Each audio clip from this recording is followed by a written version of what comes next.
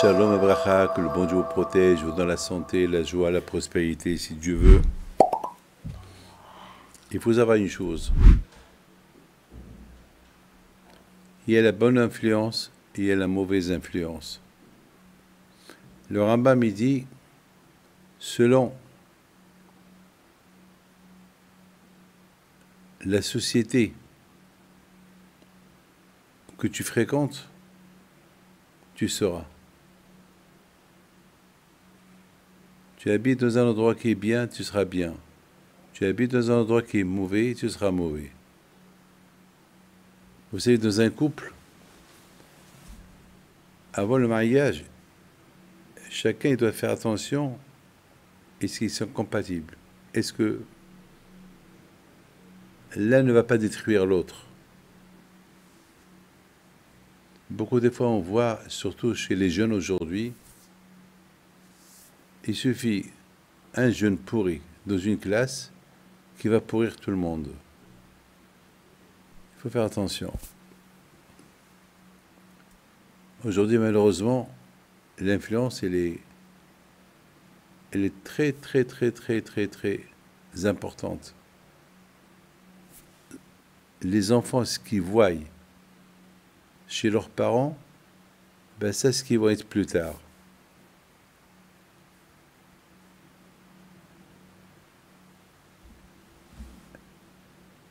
Quelle est la raison pourquoi Akadosh Baruch Hu, il a voulu frapper l'Égypte pendant 1 an? 1 an, 10 plaies. Pendant 1 an. Quelle est la raison? Est-ce qu'Hachem ne pouvait pas libérer les Juifs en aveuglant Paro? Il peut rendre tous les Égyptiens aveugles. Vous connaissez l'histoire de Lot?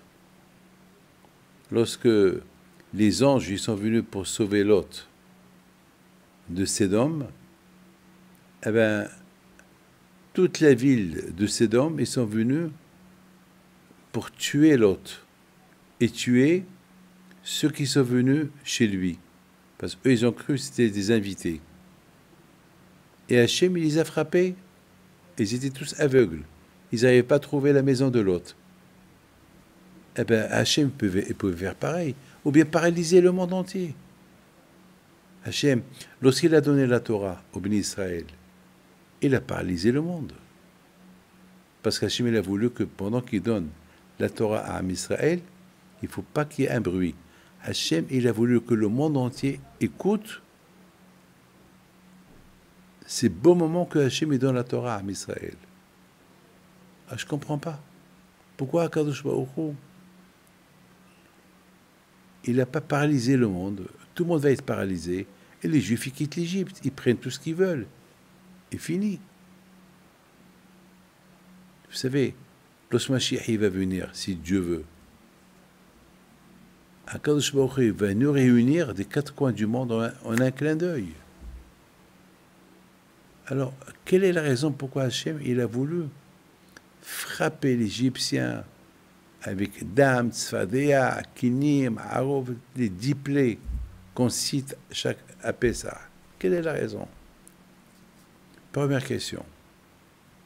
Deuxième question. Chaque jour, on parle de la sortie de l'Égypte. Il n'y a pas un jour qu'on ne parle pas de la sortie de l'Égypte. Pourquoi? Pourquoi? Quelle est la raison? Mes amis, c'était important pour Hachem que les Juifs le connaissent. Jusqu'à maintenant, ils connaissent que l'esclavage. Ils n'avaient pas de maison. Ils vivaient dans la rue. Ils n'avaient rien du tout. Il n'y avait ni Torah ni rien. Ils savaient qu'ils étaient juifs à travers les noms, leurs noms, à travers leurs vêtements, qu'ils n'ont pas changé, à travers leur langage. Ils parlaient l'hébreu. Pas plus. Mais ils ne connaissaient rien du tout. Ils ne connaissaient rien du tout. Ils ne connaissaient pas Dieu. Ils ont oublié Dieu. Pourquoi ils ont oublié Dieu? Parce qu'il n'y avait pas de Torah, il n'y avait rien du tout. Ils étaient esclaves.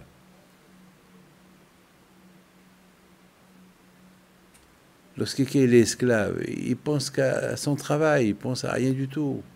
Ils n'avaient même pas le temps de prier. Ils ont oublié tout. Alors, même si demain, mon cher Rabbeinu, il vient les réunir, il leur a dit, je suis le messager d'Hachem, il m'a envoyé pour vous libérer, voilà ce que je vais faire, voilà ce que Hachem va faire, demain il va paralyser tous les Égyptiens, vous allez quitter. Et alors, ils vont gagner quoi? Ils ne le connaissent pas. Leur tête, elle était bourrée que des choses bêtes. Un chat, il pense à quoi? Aux souris. C'est tout. Il pense à tout ce qu'il voit, tout ce qui bouge, il saute sur eux. C'est tout. Les Juifs, ils pensaient qu'à Pharaon, à l'esclavage, à construire des pyramides. Construire des pyramides, fabriquer des briques. C'est tout. C'est tout ce qu'ils pensaient les Juifs. Ils n'avaient rien d'autre chose que ça. Alors, d'ailleurs, c'est écrit dans la Torah. La première fois lorsqu'il est venu chez eux, ils étaient contents. Mais après, ils se sont replongés encore dans le travail. Ils ne pouvaient plus écouter Moshe Rabbeinu. Ils n'avaient pas la tête. Vous savez, quelqu'un qui a des problèmes, il n'est pas concentré. Tu peux lui dire n'importe quoi, il n'est pas concentré. Beaucoup de fois, ça vous arrive, vous avez un problème et quelqu'un vous parle. Vous n'avez pas la tête pour l'écouter parce que vous êtes concentré dans votre problème. Les Juifs, ils vivaient dans leurs problèmes. Ils n'avaient pas la tête pour penser à autre chose.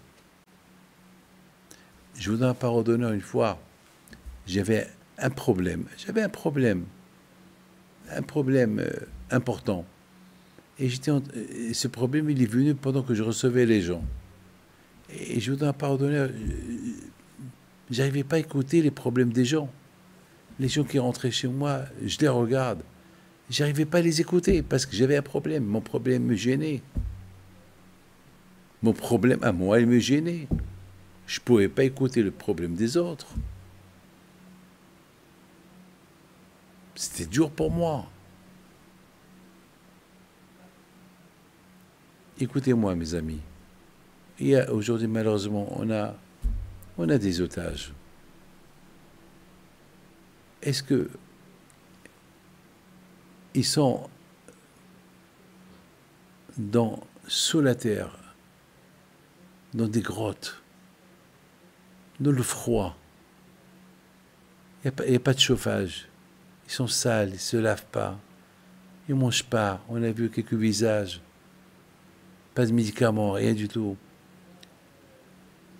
Est-ce que là-bas, ils pensent à leur avenir? Est-ce qu'ils ont le temps de penser s'ils avaient un commerce? Comment gérer un commerce? Ils sont dans leurs problèmes. Ils sont dans leurs problèmes. Je crois. Je ne sais même pas si ils n'ont pas perdu l'idée de penser. Ils doivent souffrir, les pauvres. Nous, Baruch Hashem, on est en liberté. Mais eux, les pauvres, dans quel état ils sont?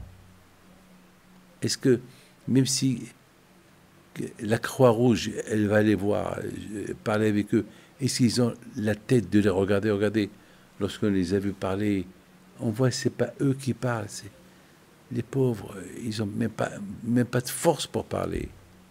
Ils ont maigri. Mes amis, les Béni Israël en Égypte, pendant 400 ans, ils étaient esclaves. 400 ans dans la rue.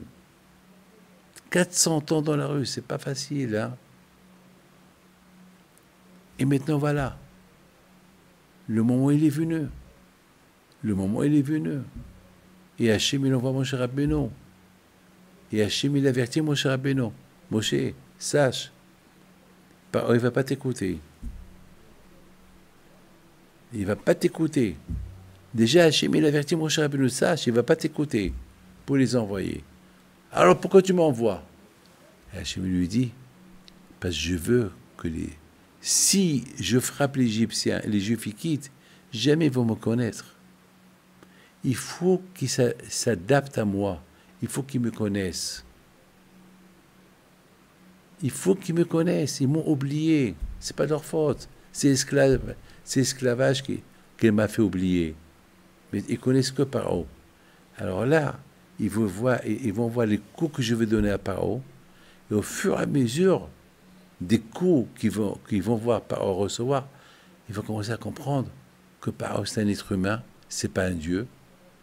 Et c'est celui qui le frappe, c'est lui le chef. Mes amis, deux boxeurs qui se battent, il y a un qui va gagner. Et celui qui a gagné, c'est celui qui a le trophée.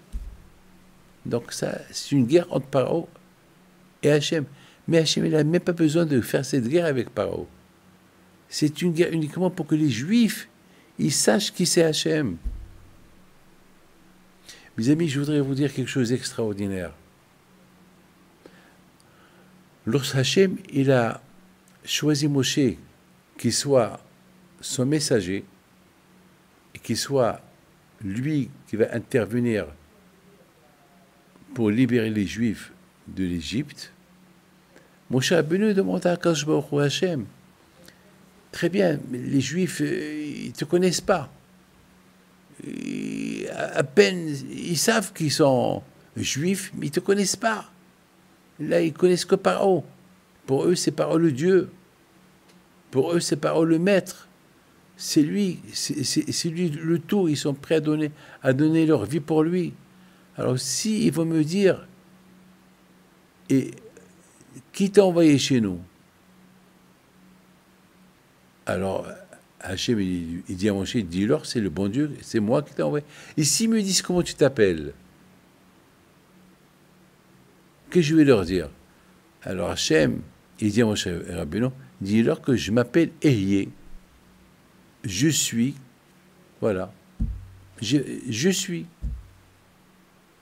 Ehyeh Asher Ehyeh, c'est-à-dire, je suis toujours présent. J'étais, je suis, je serai. C'est ça mon nom. C'est celui qui était tout le temps, celui qui a toujours existé. Ehyeh Asher Ehyeh. Shalahani, c'est lui. Ah, maintenant, je vous pose une question. Mais pourquoi les Ibn Israël vont savoir le nom du bon Dieu? La réponse, elle est simple. Paro, on le connaît. Pour nous, c'est lui le bon Dieu. C'est lui qu'on vénère. Mais c'est qui celui-là que tu nous dis il veut qu'on le sert et on va effacer Paro pour s'attacher à lui. Mais c'est quoi sa force? Alors Hachem, il dit à Moshe Rabbeinu, dis-leur que sa force, c'est que toujours été présent. Écoutez bien ce que je vais vous dire. Ah, maintenant, la question se pose.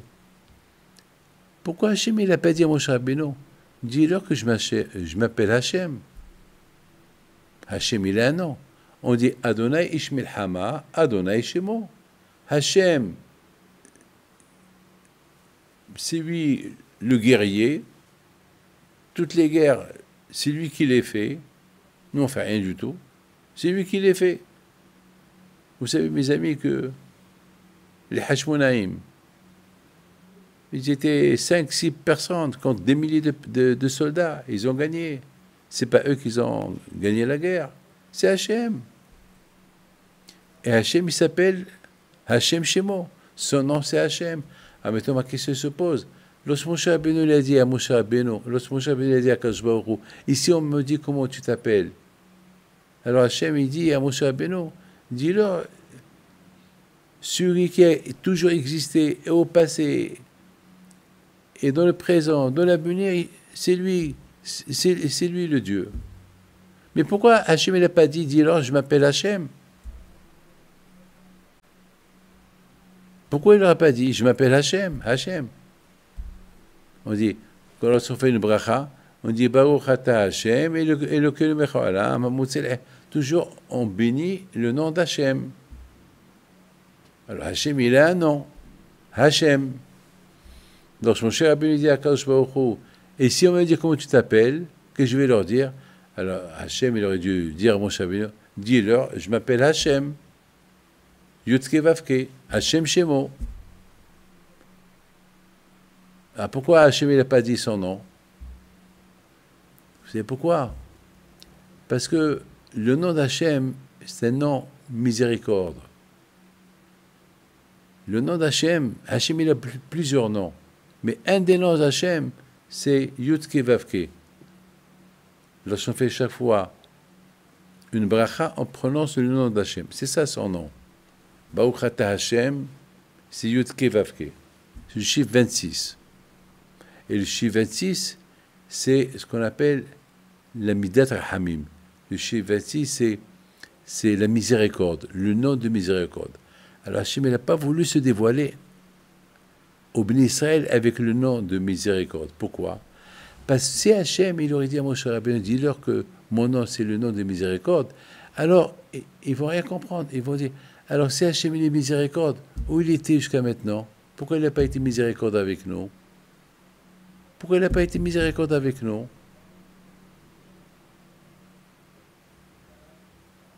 C'est la raison pourquoi Kadosh Baruch Hu ne s'est pas dévoilé tout de suite avec le nom de miséricorde au Béni Israël. Avec Moshe Rabbeinu, il s'est dévoilé avec le nom de miséricorde. Parce que Moshe Rabbeinu, il connaît HaKadosh Baruch Hu. Moshe Rabbeinu, il connaît que Hachem, même dans les moments durs, il a la miséricorde. Beaucoup de fois, nous, on ne comprend pas Hachem. Parfois, il nous arrive un problème et on respecte. Pourquoi il nous arrive ce problème? À la fin, on découvre que ce problème, il nous est arrivé pour le bien. Ouais, je vous raconte une petite histoire qui m'est arrivée. Une petite histoire qui m'est arrivée. J'avais un rendez-vous à Miami avec quelqu'un de très important. Très, très, très, très important. Et maintenant, le problème, il est, ou c'est moi qui vais chez lui, ou c'est lui qui vient chez moi. Alors, je ne sais pas quoi faire. C'est quoi le mieux? C'est moi qui vais chez lui, lui, s'il vient chez moi. Alors, il s'est passé que je suis tombé malade. Donc, je ne pouvais pas y aller chez lui. Donc, c'est lui qui est venu chez moi. Et je ne lui ai pas serré les mains parce que j'avais une forte grippe. Peut-être j'avais même le corona, je ne sais pas. Donc, il était loin de moi. Donc, finalement,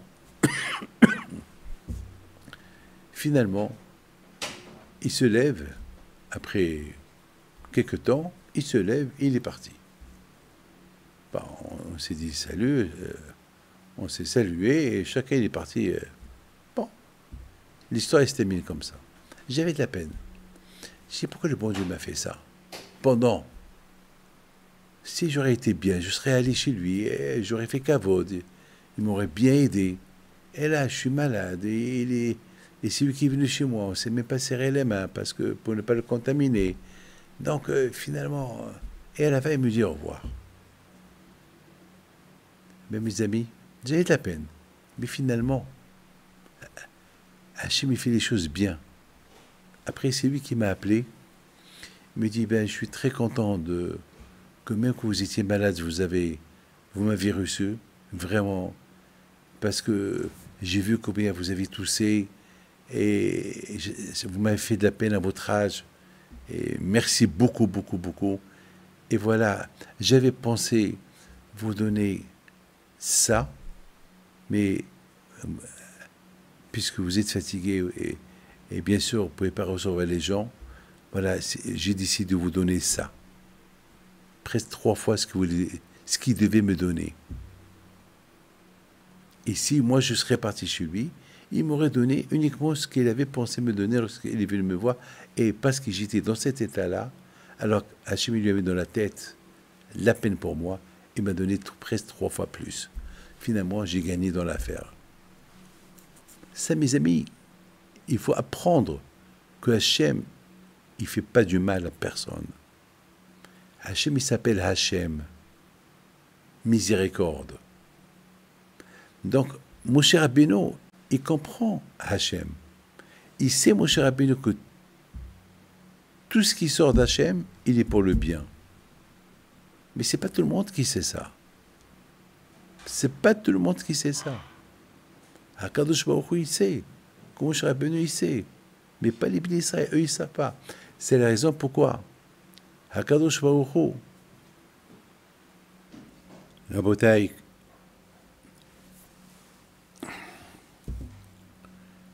quelqu'un qui a la force de la Emouna Hakadosh Baruch Hu,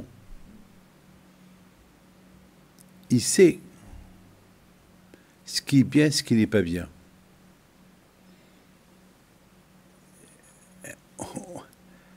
Voilà, j'ai 73 ans. Je connais bien Hakadosh Baruch Hu, mais à un moment donné, j'étais un peu faible. J'étais un peu déçu.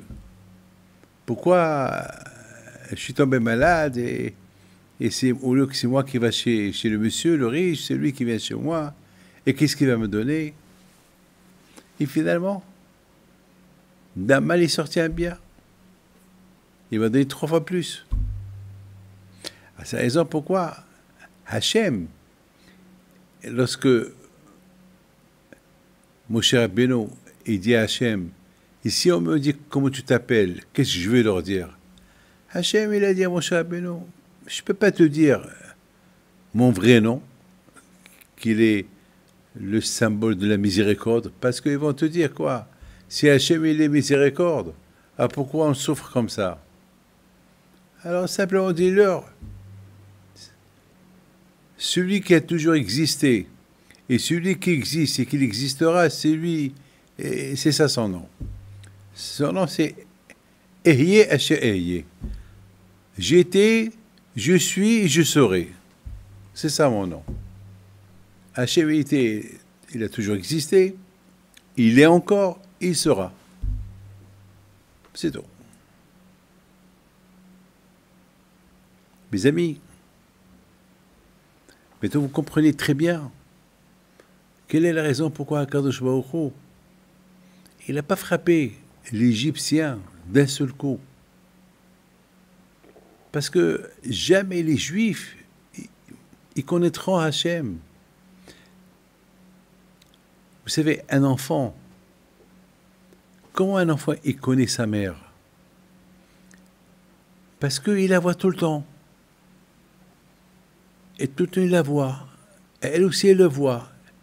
Il apprend à la connaître. Et la maman, elle apprend à l'aimer de plus en plus, jusqu'à qu'elle est prête à donner sa vie pour lui. Mais l'enfant, si il n'est pas dans les bras de sa mère tout le temps, il va apprendre à la sentir, à la connaître. Ben jamais il la connaîtra. Un enfant, il va reconnaître sa mère parmi des milliards de mères. Ah, voilà ma mère. Ben c'est ça Hachem. Hachem, il a voulu qu'on s'attache à lui. Après 400 ans d'esclavage, il y a eu une déconnexion totale du juif de son Dieu. Et maintenant Hachem, il faut qu'il les récupère. Et pour qu'il les récupère, et pour qu'ils acceptent son royaume, ses ordres, la Torah, il faut qu'il s'impose, il faut qu'il leur montre qui il est. Et pour leur montrer qui il est, il a commencé à se venger les Égyptiens pour tout le mal qu'ils leur ont fait. Et c'est là que les Juifs, ils ont commencé à apprendre à Kadosh Baruch Hu.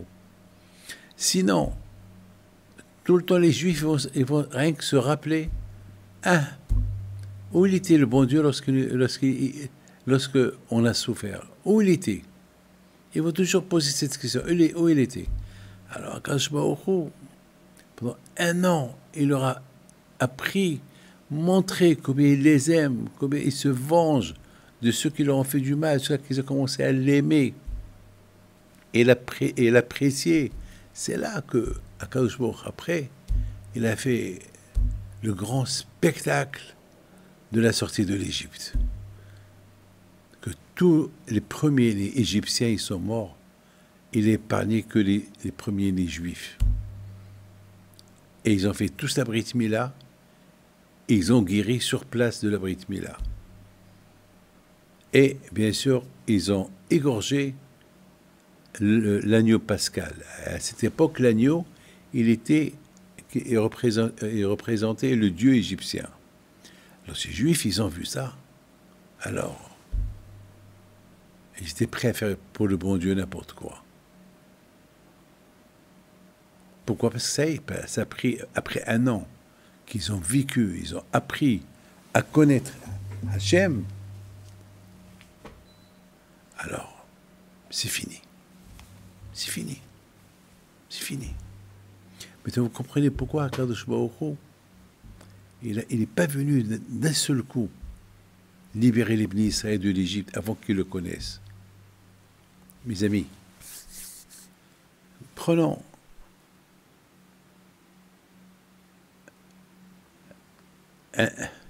celui qui habite en France, qui veut habiter en Amérique. Il ne connaît pas l'anglais. Même s'il est intelligent,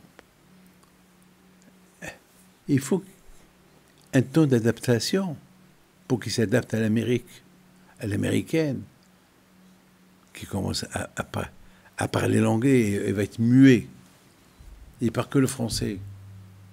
Ça prend du temps. Une fois qu'il a appris l'anglais, là, il peut dire, voilà, il peut s'adapter à la vie américaine.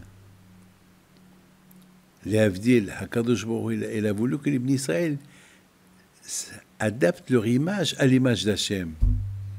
Miséricorde. Pour cela, il faut qu'ils apprennent à connaître Hachem. Une fois qu'ils ont appris à connaître Hachem, alors là, Hakadosh Baruch Hu, il est heureux, il est content, là il peut leur donner la Torah. Mes amis, pour découvrir la grandeur d'Hachem, ce que ces noms représentent, il faut la Torah. Il faut la Torah. C'est pour ça que Hachem, il écoute Moshe Rabbeinu lui poser la question. Et si on me demande comment tu t'appelles, qu'est-ce que je vais leur dire? Hachem, il n'a pas dit que je m'appelle Hachem. Pourquoi? Parce que pour connaître c'est quoi Hachem, il faut déjà avoir la connaissance de la Torah. Il faut déjà avoir la connaissance qui c'est le bon Dieu. Si comme par exemple les Avdil, on parle à quelqu'un qui n'a jamais entendu parler de Napoléon, il va me dire, c'est qui le roi de la France? Qui était le roi de la France? Je vais lui dire Napoléon. Mais ce monsieur-là ne connaît pas l'histoire de la française. Il va dire, c'est qui Napoléon? Là aussi, les Avdil, si les Bnei Israël, comment voulez-vous que les Bnei Israël, ils vont demander à Moshe Rabbeinu comment il s'appelle Hachem, qui est Hachem? D'où ils le connaissent, qui est Hachem? Mais ces choses, ils peuvent comprendre. Celui qui a créé le monde, qui a toujours existé, et celui qui existe maintenant, qui veut les sauver, et celui qui les sauvera plus tard, c'est ça son nom. Ce nom, vous savez que toujours, le nom s'adapte à une action. Donc, il y a un des noms d'Hachem qui s'adapte à une action qui est infinie. Huaya, Hove, Voyeye. Il était, il fut, et il sera. Mais il y a un autre nom. Hachem, il a beaucoup de noms. Et il y a un autre nom que nous on utilise tout le temps, c'est le mot Hachem. Amonai.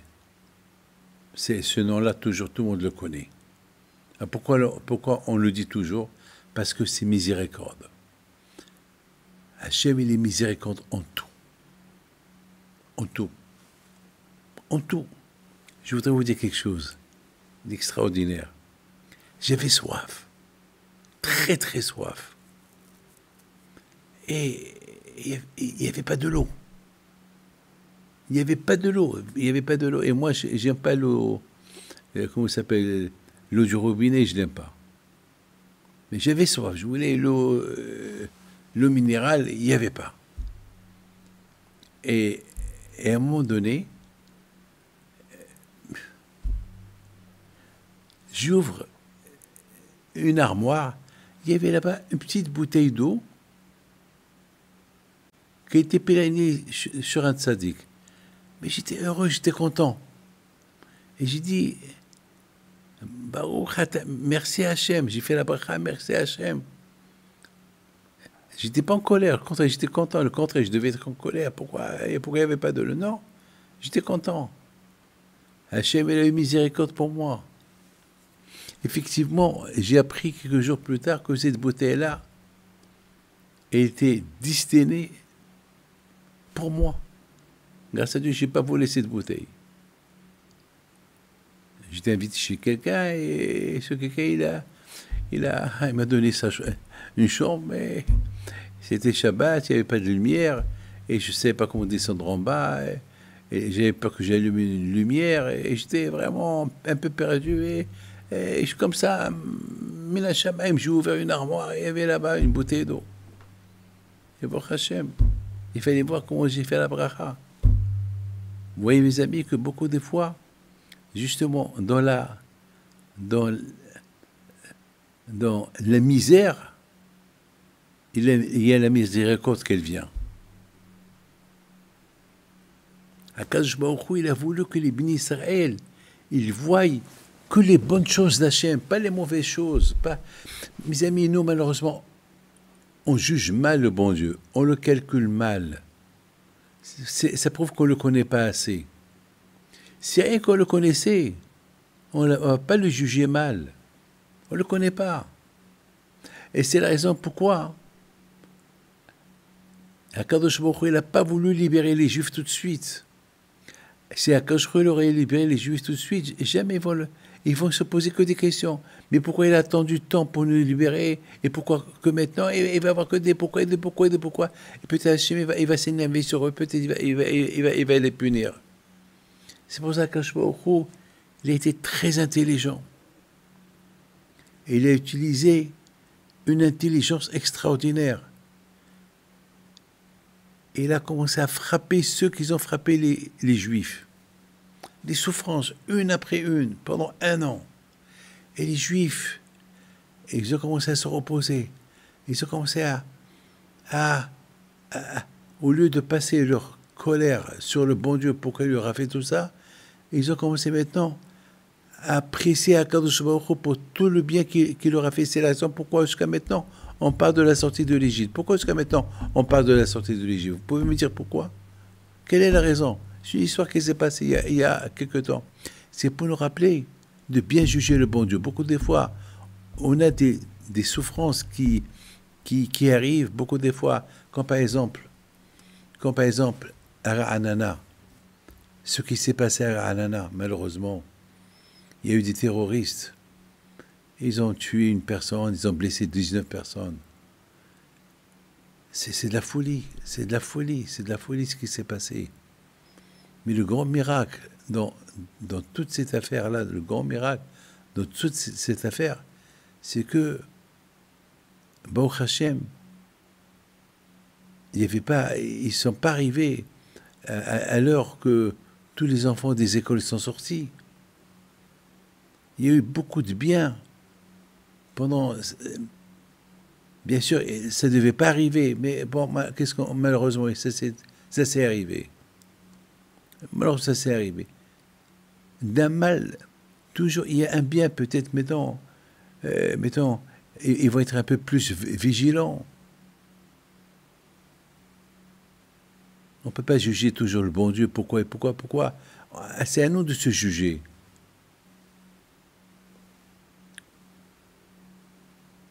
Hachem, jamais Shalom, il frappe sans avertir. Jamais il frappe sans qu'il y ait une raison. Et même lorsqu'il frappe, il frappe doucement.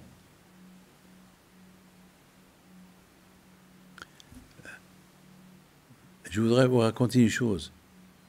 Hier, je pensais à quelqu'un. Cette semaine, je pensais beaucoup à quelqu'un, je pensais à ses enfants et tout. Et ce quelqu'un-là, ses enfants, un de ses enfants, il était blessé à la Hanana. Et je me suis posé une question, pourquoi j'ai pensé à lui la veille? Pourquoi? Le fait que j'ai pensé à lui, j'ai prié pour lui. parce que j'ai jamais pensé à lui comme ça. Je pense à lui comme ça. Mes amis, Hakadosh Baruch Hu, il veut que chaque jour on se rappelle de la sortie de l'Égypte, pour qu'on se rappelle tout le temps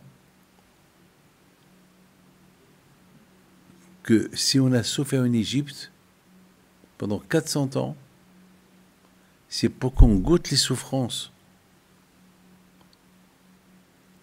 de Paro, et que après on va faire une différence et choisir être les esclaves de Paro ou être les esclaves d'Hachem, être les esclaves du Yetzirah ou être l'esclave d'Hachem.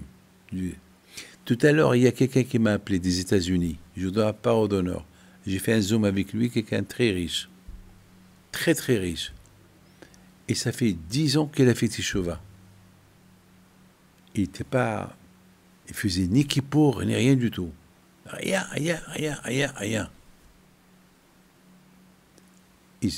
Il a fait Teshuvah. Son frère, il n'a pas fait Teshuvah. Son frère, il fait ni kippour, ni rien du tout. Il habite quelque part aux États-Unis. Mais il y a 2 semaines, ils étaient ici en Israël. Moi, je n'étais pas là, donc je ne pouvais pas les recevoir. Il y a 2 semaines, ils étaient ici en Israël. Ils sont partis visiter ce qui s'est passé à Bari, à côté de Haza, là où il y a eu la soirée, à Simchat Torah, là où il y a eu toute cette Shoah. Et soudainement, il me raconte aujourd'hui son frère, il me dit, Rabbi David, mon frère, qui est marié avec une Goya, qui n'est pas religieux du tout, qui n'a jamais mis de filine, qui finit qui pour rien du tout, ça s'est réveillé en lui l'amour du judaïsme. C'est la folie. Il y a des gens, malheureusement, à cause de ce qui s'est passé, ils ont commencé à se poser des questions. Pourquoi le bon Dieu a fait ça? Et il y a ceux qui sont loin de tout, c'est maintenant qu'ils veulent retourner à la religion. Alors je lui dis, mais pourquoi? Pourquoi c'est que, à travers ces images douloureuses, à travers ce qu'il a vu, ça lui a donné un réveil pour retourner à la religion. Pourquoi? Il m'a dit, Rabbi David, je ne sais pas. Mais une seule chose je peux vous dire. Là, il commence à s'intéresser. Il va acheter une patte filine. Il va retourner à la religion. Il ne sait même pas quoi faire avec sa femme. Et sa femme, elle commence à voir que le monsieur, il a commencé à changer. Mes amis, la réponse, elle est simple. Pour connaître Akadosh Baruch Hu, il faut le chercher. On ne cherche pas Akadosh Baruch Hu dans le bonheur. Lorsqu'on a tout ce qu'il faut, on s'éloigne d'Hachem. Parce qu'on croit que tout ce qu'on a, c'est un Dieu. On découvre Hachem. Pourquoi? Parce que je suis juif. Tout le monde est contre moi. Et c'est parce que je suis juif. Et c'est là qu'il réveille. Il s'est réveillé uniquement parce que ça va mal. Il commence à se réveiller. À Israël, le peuple juif, Akadosh Baruch Hu, il l'a libéré de l'Égypte jusqu'à que Hachem, il a vu qu'ils sont à 100% fidèles. À 100%, ils croient en lui. À 100%, ils ont lâché l'idolâtrie égyptienne. Et là, ils veulent s'attacher à Dieu. Ils veulent partir de l'Égypte. Ils n'ont même pas préparé des provisions.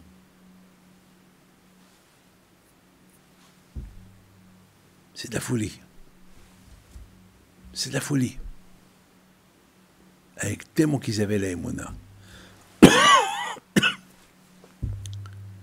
7 jours plus tard, ils ont traversé la mer. La mer s'est coupée devant eux. Et tout le monde a chanté Azashim Moshe, tout le monde a chanté un chant d'Hachem. Et tout le monde est devenu prophète. C'est de la folie.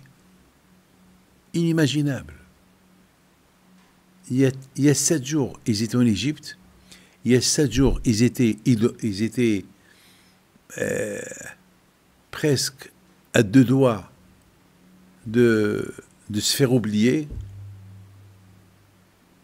Et là, ils sont devenus des gens libres, avec une grande émouna. Ils sont devenus des prophètes. Pourquoi? C'est parce qu'Hachem, avant qu'il les ait libérés, il leur a montré qui il est. Nous, grâce à Dieu, on sait qui est Hachem. On a grandi dans le judaïsme. Nos parents nous ont donné à téter la émouna, du lait, la Torah. Baruch Hashem. On a un papa qui nous a bien éduqués, à avoir la crainte de Dieu. Baruch Hashem. Mais nos parents, ils étaient idolâtres, ils étaient des esclaves. Ils savaient une seule chose, on est juifs, c'est tout. Il y a beaucoup de juifs aujourd'hui en Amérique qui font des manifestations anti-Israël, contre Israël. Ils sont juifs. Comment voulez-vous? Il y a des juifs, même en Israël, qui prient les tefilines, ils les ont jetés. Ils ont vu quelqu'un en train de faire la prière. Ils sont partis derrière, ils ont enlevé les tefilines, ils les ont jetés par terre. Les juifs en Égypte, ils étaient juifs que par le nom, c'est tout. Mais ils n'étaient pas juifs. Pour être juif, il faut la pratique, la religion. Torah, mitzvot, ils n'avaient pas. Vous avez compris? C'est pour ça qu'Akadosh Baruch Hu, il a pris du temps. Quelqu'un qui veut aller au marché pour acheter des légumes, faire un peu de réserve pour la maison, il prend les sacs. Mais s'il n'a pas sa carte de crédit, s'il n'a pas l'argent, il n'a rien à acheter. Vous avez compris? Donc il fallait la carte. Il fallait que Hachem, il leur donne la possibilité de le connaître. Une fois qu'ils l'ont connu, là, Baruch Hachem, ils peuvent quitter l'Égypte. Même le nom d'Hachem, ils ne le connaissaient pas. Moshe Rabbeinu, il dit Hachem, Hachem. Et si on me demande comment tu t'appelles, qu'est-ce que je vais leur dire? Hachem, il lui dit, mais avant qu'ils vont te demander comment je m'appelle, ils ne savent même pas de mon existence. Ils ne savent rien de moi. Tout ce que tu peux leur dire et tout ce qu'ils peuvent savoir, c'est que j'existe. J'étais, je suis, je serai. Mais mon nom de miséricorde, impossible. Toi, tu le connais. Toi, tu me comprends. Mais eux, si tu leur dis que je m'appelle Hachem, ils vont te dire, ah, Hachem, c'est miséricorde. C'est quoi Hachem, c'est miséricorde? Alors, où il était jusqu'à maintenant? Comme malheureusement à la Shoah, à l'époque des Allemands, il y a beaucoup de Juifs malheureusement qui ont tout lâché parce qu'ils disent, si Dieu existe, où il était? Pourquoi il ne les a pas protégés? J'ai pas de réponse à cette question. Ma réponse, elle est Hachem, il sait ce qu'il fait, c'est tout. Je peux pas répondre. Mes amis, ce cours de Torah, c'est à la mémoire de mon oncle, Rabbi Raphaël Pinto Alav Shalom, qu'il est enterré à Casablanca. C'est un grand tzaddik. Que son mérite soit avec vous tous. Que le bon Dieu vous protège, vous donne la santé, la joie, la prospérité, Keneratson. Et le 12 Shvat, c'est le jour de Saïloula. N'oubliez pas de d'allumer une veilleuse à sa mémoire et que Dieu fasse, Be'ezat Hashem, que son zikhout soit avec vous, Amen, Keratzon.